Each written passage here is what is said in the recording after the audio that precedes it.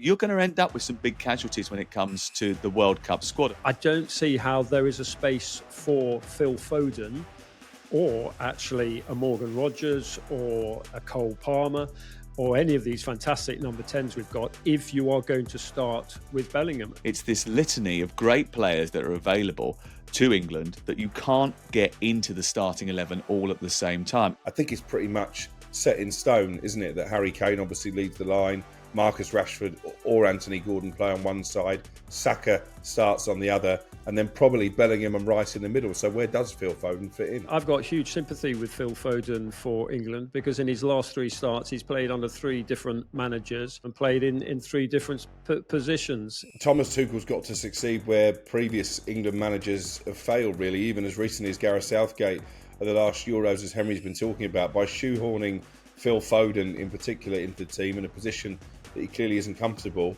It had a detrimental effect on performances. Hello, it's Premier League All Access with me, Sam Matterface. We've got Henry Winter with us as well, and talkSPORT's Alex Crook. 211 days by the time this podcast comes out to the World Cup in the United States of America, Canada and Mexico. Happy International Week, both. Are we well? Very well. We're good. Looking forward to escaping to Portugal while you guys are working hard on the England games. Quick question for you both.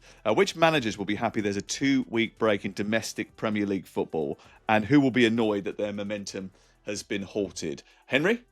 I think Arne Slot will be happy in terms of he can have a little rethink about how he juggles his team and his expensive signings. I think Arteta will be happy because I think Arsenal are going to try and have a game behind closed doors with some of the players who are coming back from injury, obviously not on international duty, so like Gyökeres and Odegaard and Madueke and players like that, particularly with big games coming up like Tottenham. Crookster? I think Eddie Howe will be a bit frustrated that he's not got the opportunity to work with too many of his players on the training ground. Obviously, some early season teething problems for Newcastle. And I guess as he marks a year in charge, maybe Ruben Amorim could do with another game next weekend just to keep that positive, unbeaten momentum going. Interesting. I wonder if Thomas Frank will be pleased to have a break after a couple of iffy performances at home, especially to try and reframe his side after that late concession of an equaliser to Manchester United, and with a bit of pressure on his shoulders and with Arsenal just around the corner. Let's look at England because Thomas Tuchel is excited about the prospect of getting his troops back together again. Anthony Barry's been doing a big interview this week as well, revealing some of the secrets that are going into the mix to try and get England to win the second star. And Henry has been poking the bear. We'll talk about all of that in the next few minutes. Gay, Gordon and Pope can't go along with England to the international window. Gay can't even walk. He's got a bruised foot. Pope had concussion, which is a real shame for him because it was his first call-up in almost a year. Gordon missed the game on Sunday with an injury away at Brentford. But I suppose the big headline here is, Henry, is that with Gordon out, it means Rashford has a real chance now, especially bearing in mind his form for Barcelona, to nail down that left-hand side. Yeah, all those assists he got for them the other night. He's obviously settled in quickly. There was never any chance of him going back to Manchester United to play. So it's going to be interesting to see whether they make the move to make it permanent in January or whether they wait until the end of the season. So yeah, it's a good point. And particularly with Harry Kane being effectively irreplaceable, we have to look at who are going to be the understudies in the middle, particularly no Ollie Watkins in the squad. So Rashford just becomes even more important, understudy to Gordon for the World Cup, but obviously going to be starting in one of these games with no Gordon, but also as an understudy to Harry Kane centrally. Yeah, and also there was a little bit of discussion that maybe Phil Foden could play that role. In the build-up to the game when he announced his squad, he made loads of comments, actually, and we'll get into them in more detail, about each player being pitted against one another in terms of, I've given you the clarity of telling you where you're going to play, and it's your job to try and force your way past another person. When he was asked about Phil Foden and what his position was. He sort of said he's the exception to the rule. He can be a number 10 or 10.5, or he could be a 9 or 9.5, and maybe he will replace Kane for this game. And in fact, at some point over this international break, I think we are, Crook, going to see Phil Foden play as England's sort of false 9.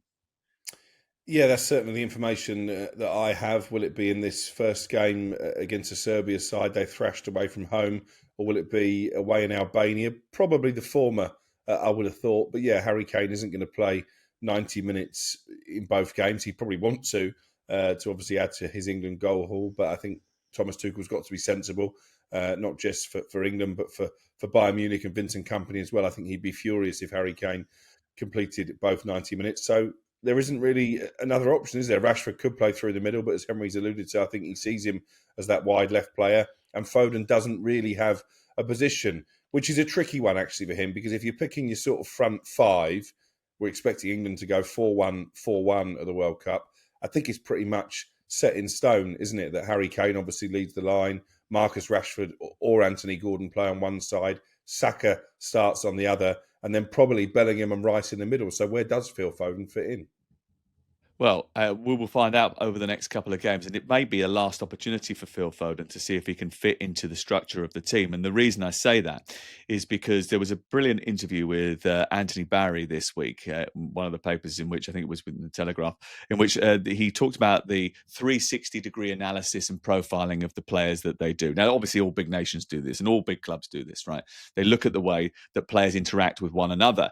And one of the key facets of the interview, I thought, was that he discussed that sometimes they don't necessarily profile players on their individuality. They profile players on how they interact with others and how this person's ego and psychology affects another person's ego and psychology, and then how that person reacts to other people's egos and psychologies. And actually, Henry, one of the things that we've noticed over the last couple of years is that Phil Foden doesn't really react brilliantly to other big personalities in the team that are taking up some of his oxygen and space. So he's got to find a way of being able to deal with that and be able to perform.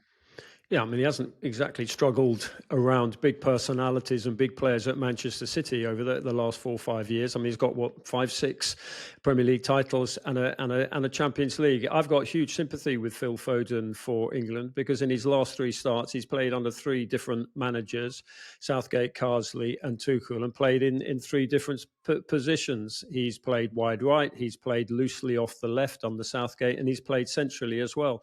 I don't think England have certainly not seen the Manchester City Phil Foden, but honestly, particularly with the way that Crook is lined up England, whether it's 4-1-4-1 or 4-2-3-1, I'll definitely have Anderson in there. I don't see how there is a space for Phil Foden or actually a Morgan Rogers or a Cole Palmer or any of these fantastic number 10s we've got, if you are going to start with Bellingham. And Sam, your point was really pertinent, and I was slightly surprised when Tuchel the other day at Wembley came out and literally, if you can with numbers, he numbered the players, and he said Bellingham is a number 10, Harry Kane is a number 9. So those two, they are going to be effectively your strikers, split strikers, call them what you want. I just don't see how Foden, fabulous talent though he is, actually gets in England's starting lineup. Yeah, it's not just Foden, though, is it? As you've already said, it's Morgan Rogers, it's Eberechi Eze, it's Cole Palmer, it's Phil Foden. It's this litany of great players that are available to England that you can't get into the starting 11 all at the same time if you're going to play, as we expect them to do now, this 4-1-4-1 formation. Now, that means that either someone's got to be adaptive and come up with a different position, or it means that actually now they've identified where they're playing, you're going to end up with some big casualties when it comes to the World Cup squad, and there's some big name players that are going to miss out. And it is going to rely on that personality trait, that sort of, do I fit in with the group? Do I become a good tourist? Do I supplement Jude Bellingham in a sort of, I don't know, personality sense? Because Bellingham is a big personality, and you need someone who's going to be behind him, who's going to push him in terms of ability, but not necessarily sort of, I don't know, take umbrage when they're not in the starting 11, Crook. Yeah, agreed. And Thomas Tuchel's got to succeed where previous England managers have failed, really, even as recently as Gareth Southgate at the last Euros, as Henry's been talking about, by shoehorning Phil Foden in particular into the team in a position that he clearly isn't comfortable.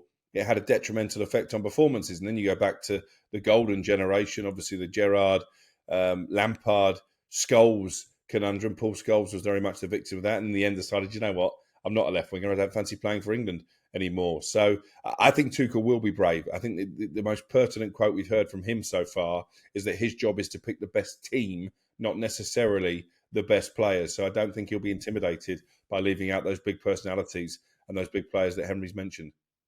And Henry, you've been speaking to him this week. You've not had one or two cross words about ego, because he's got a big ego as well. Yeah, I said to him, isn't he in a way the sort of coaching version of Jude Bellingham? I mean, he's an elite coach, just as Bellingham's an elite player.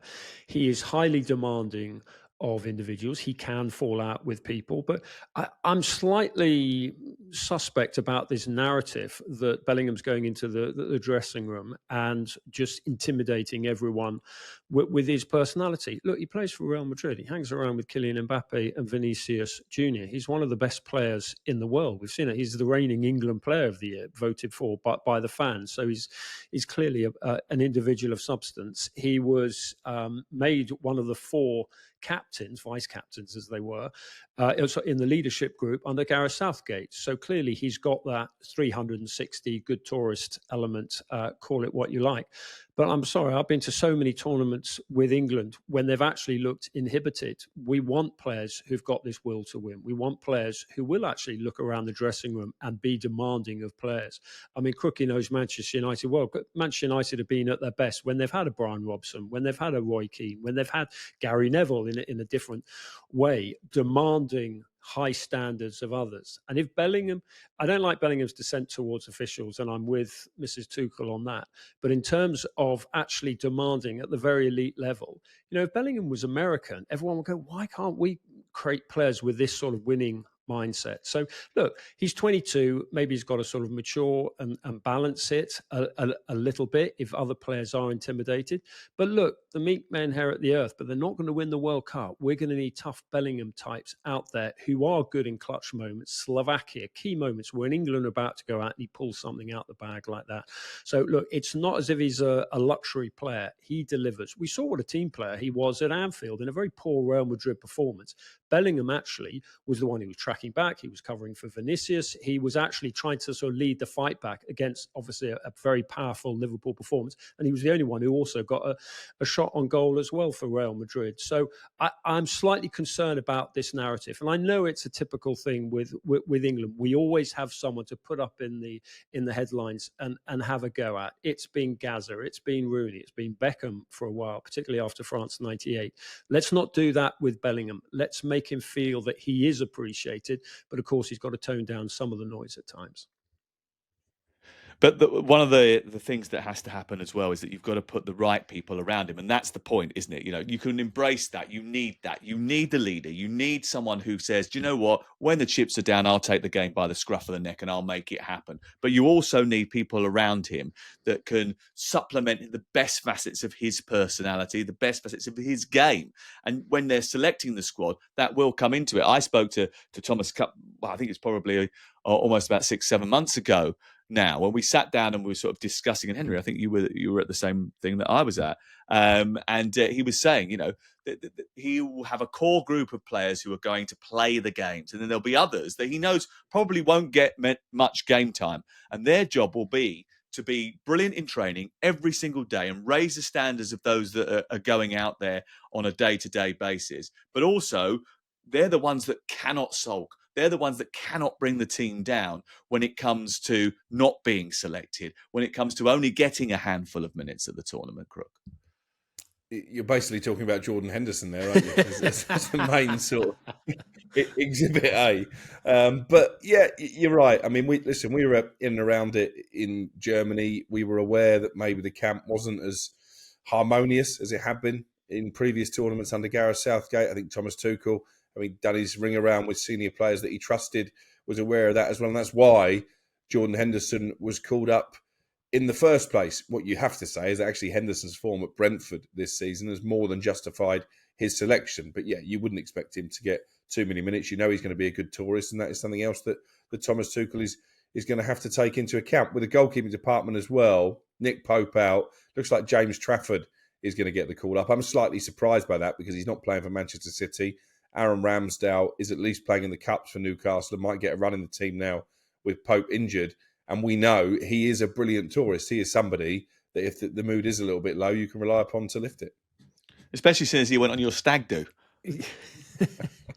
Can I just chip in on that? I'm sure there were some good tourists on Crook's stag do, but just on this idea of good tourists, and you've got players who are going out there who will, because of their personalities, will balance the squad. The majority of them will play, leaving aside the goalkeepers, because Jordan Pickford will obviously play. Say it's 7-8 games that England are out there for. Because of the heat, because of the use of substitutions, they might even expand that. I mean, FIFA are possible of anything. The majority of them will actually play. Well, there's 26 men that are going to be in the squad. 3 of those will be goalkeepers. There's 23 outfield players at the moment. But like you say, there is a sort of tentative discussion now. That squad could be 30. I mean that seems a lot for 8 games. But this is modern football. But with 5 substitutions, possibly 6 in extra time, you're right. There will be a lot of people that play. But even then, you're probably still only going to the well for 18, 19 players over the course of that period, unless you have one of those dead rubber group games where they completely play a second string. But yes, there will be opportunity. But most of the time, and listen, most of the time for all of the players, actually, you're not playing games. You're just in camp. That is the key thing, that you've got to try and stay together. And actually, reading that article with Anthony Barry this week, he said, under Tuchel's leadership, the focus is building Team England, not just a squad, but a brotherhood with an emotional connection and collective energy. And Anthony Barry was sort of stressing that creating the bond, a team culture, where the shirt feels more like a cape than a burden, is what gives England a genuine chance of winning the first World Cup since 1966. He believes that spirit and togetherness, rather than simply recreating club styles or picking the biggest names, will drive the nation's ambition, Henry. Yeah, but isn't that what Gareth Southgate has done? I mean, he has started a journey. He changed the culture. The club cliques went. There was a real camaraderie. All the things that Anthony said in those interviews with the Sunday papers was slightly... I mean, I wonder what Southgate would have been thinking, just sort of reading that. Was going, well, hang on a sec.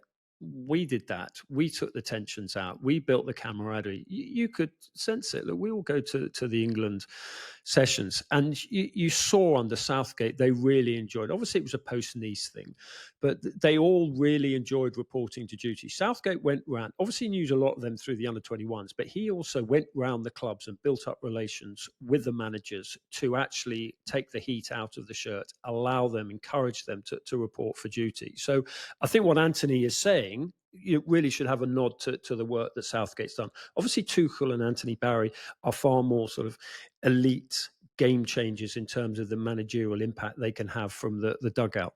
But I think a lot of the culture, the changing culture, is down to Gareth. But I think the key point that he was trying to make was basically like what we've already said. He's not going to pick the best players. He's going to pick the best team.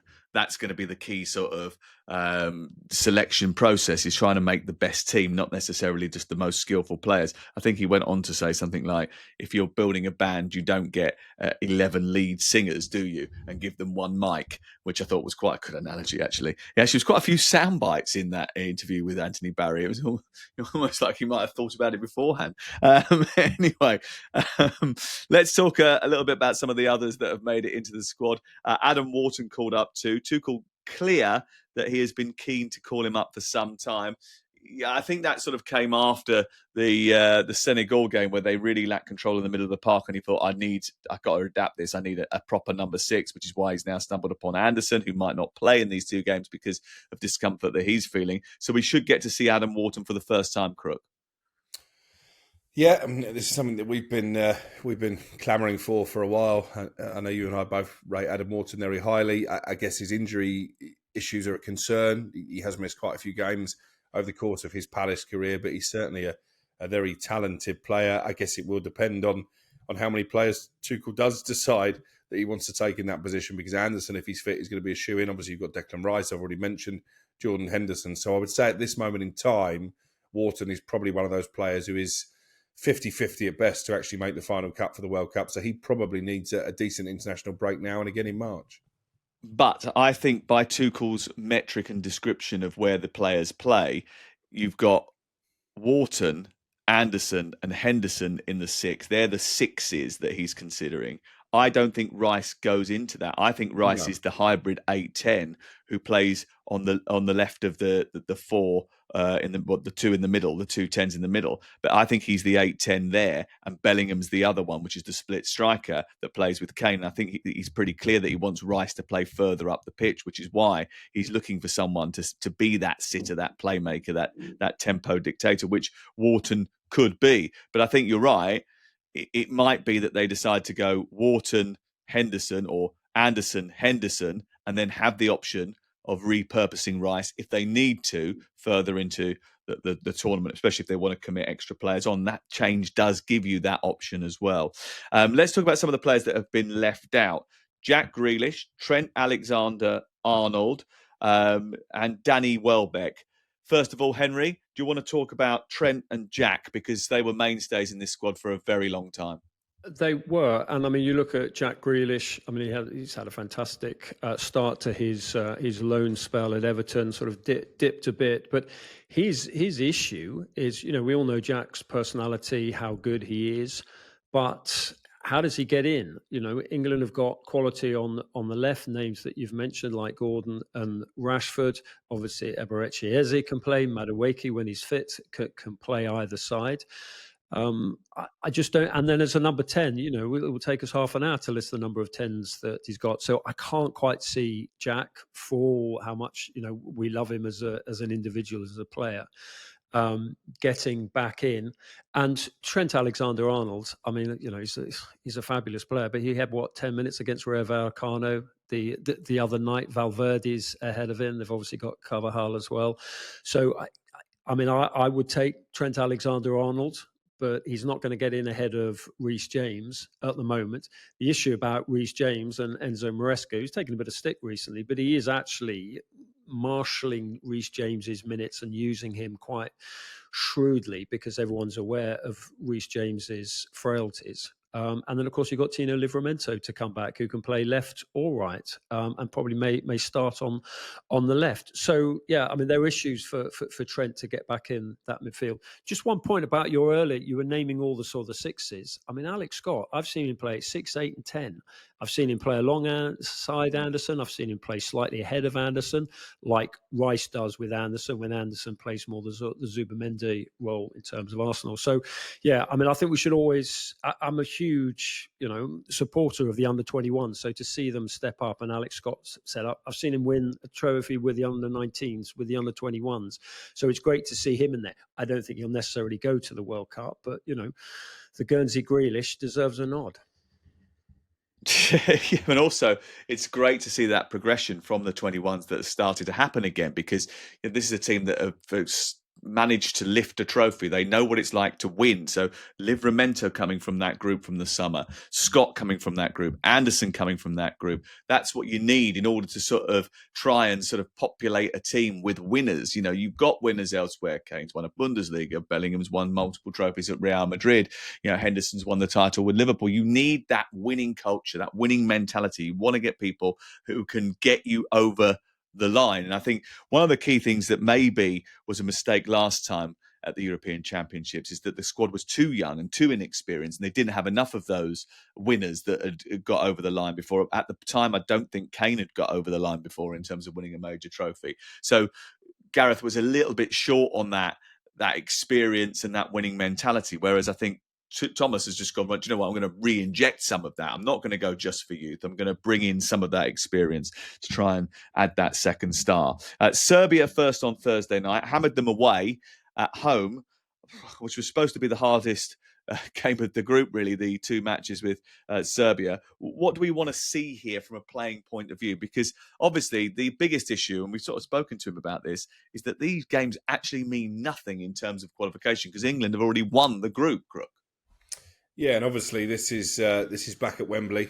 Thomas Tuchel, after the friendly against Wales, criticised the Wembley crowd for for not giving his players enough energy. I'm going to be fascinated to see, not the attendance, because we know that people will turn up and get their caps.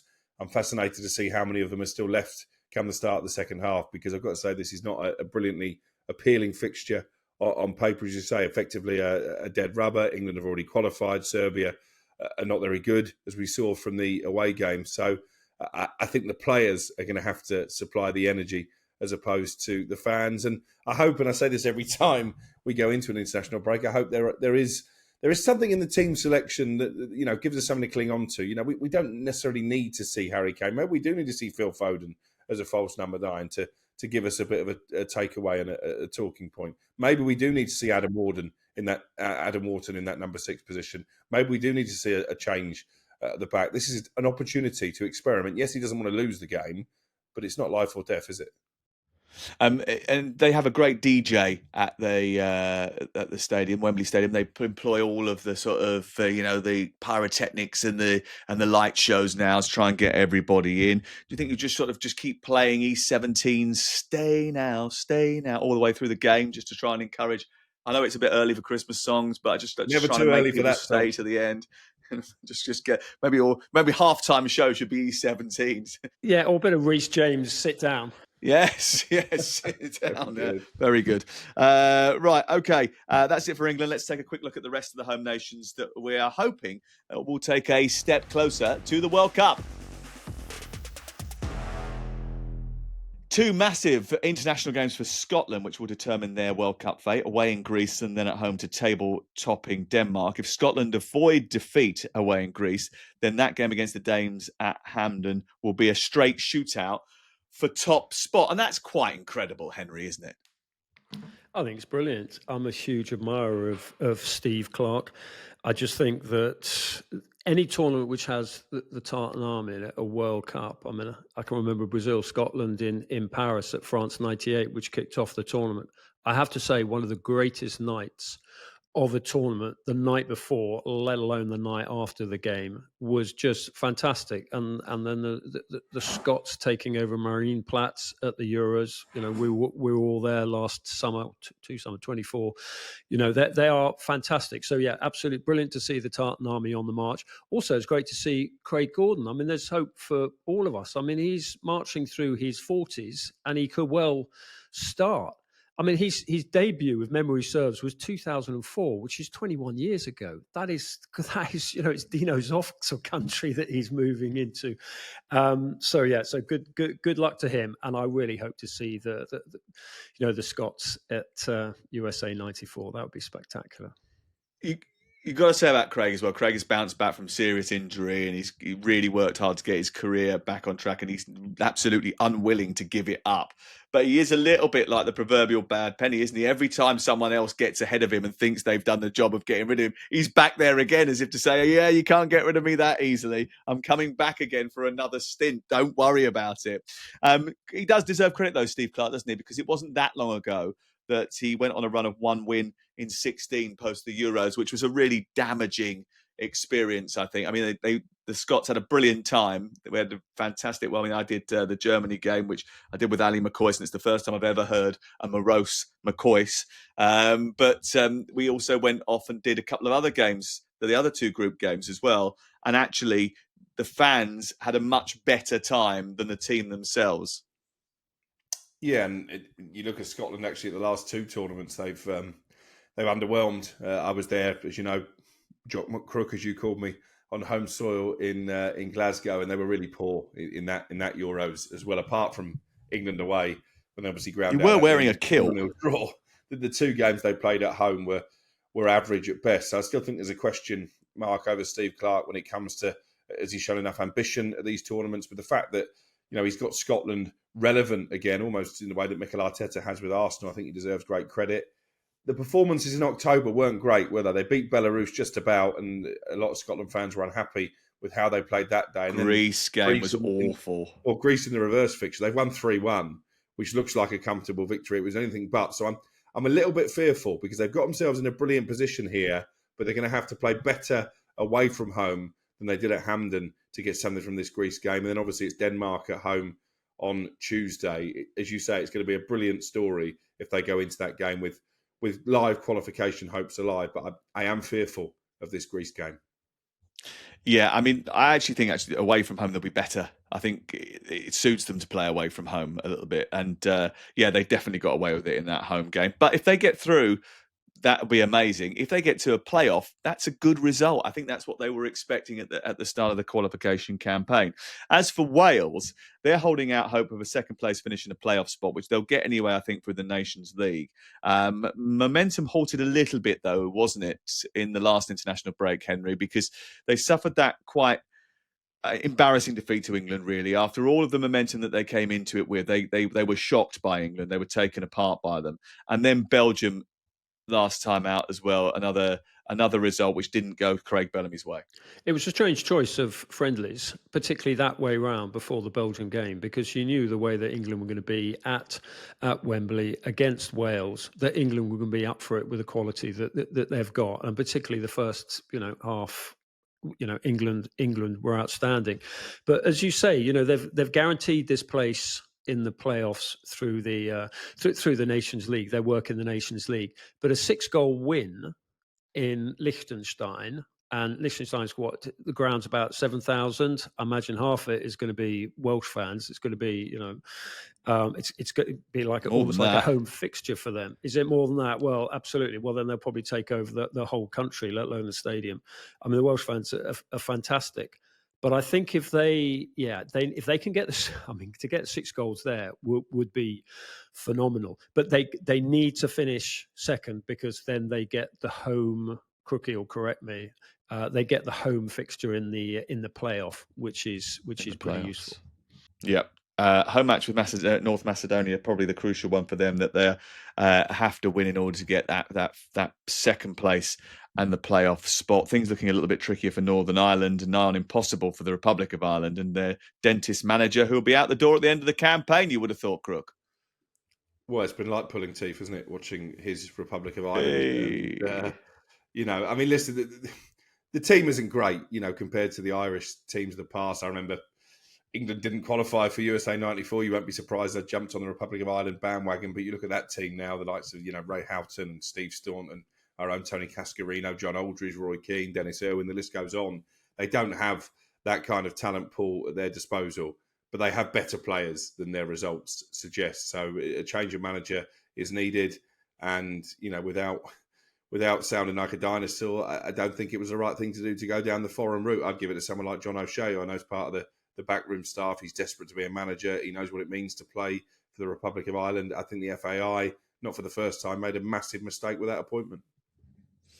Yeah, I mean, they haven't got that much money. They're always looking to sort of scrimp and save. It's not the best setup, but they are going to be hosting the European Championships in 2028, Henry. So they want to make sure that they're at least competitive when that comes around.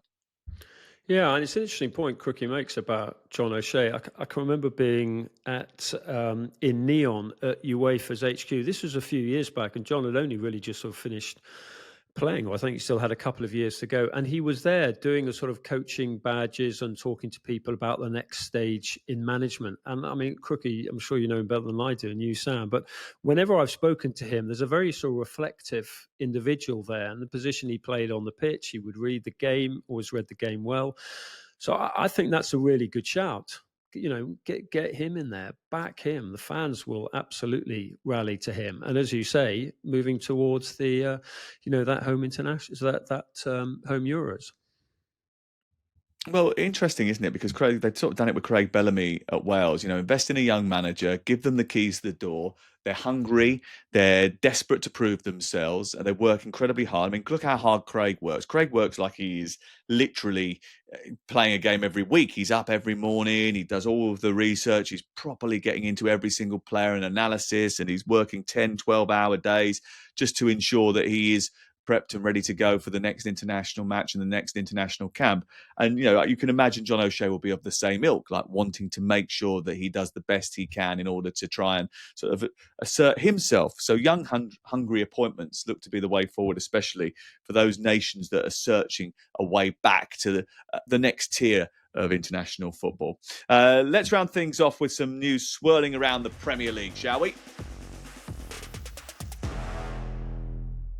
There's something brewing dodgily in the state of Denmark or in the London borough of Hammersmith and Fulham, because yesterday, or was it yesterday? I can't remember. We last did the podcast a couple of days ago. Might have been yesterday. Might have been today. I don't know. But we were talking about Fulham and the problems that they've been having. We were looking at the table, and I said to you actually on Sunday afternoon when we were doing the Game Day Live programme, I worried a little bit about them. And their form isn't great, and there is discussions about the future of their manager already, Crook. Yeah, there's certainly tension in the air around that part of West London. Marco Silva, never one to keep his own counsel, I think, when it comes to transfer windows and the fact he doesn't feel he's been backed. He's also out of contract at the end of the season. We know they've said it on record. The Fulham hierarchy would like him to extend, but I think they're getting a bit frustrated that they're not seeing anything in terms of a long-term commitment. I just wonder if this might come to a head even over this international break.